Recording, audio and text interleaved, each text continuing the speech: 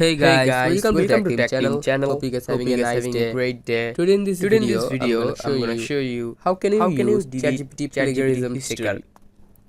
So guys, you need to have an Just account go in to the Google ChatGPT. or Chrome app If for you have an ChatGPT. account, then just go to the You ChatGPT need to app. have an account.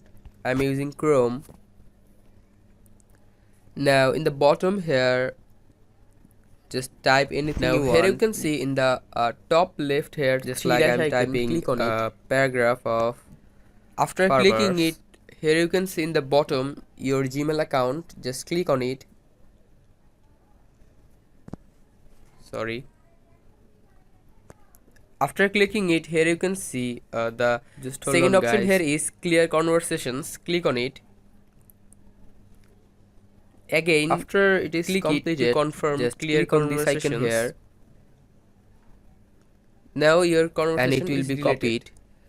So guys, that's how Now you just can open clear another story on ChatGPT and Hope you search find this video in the search helpful. bar. If you find this video helpfk, then give a thumbs up ChatGPT and please plagiarism subscribe the check. channel. Thank you so much for watching the video.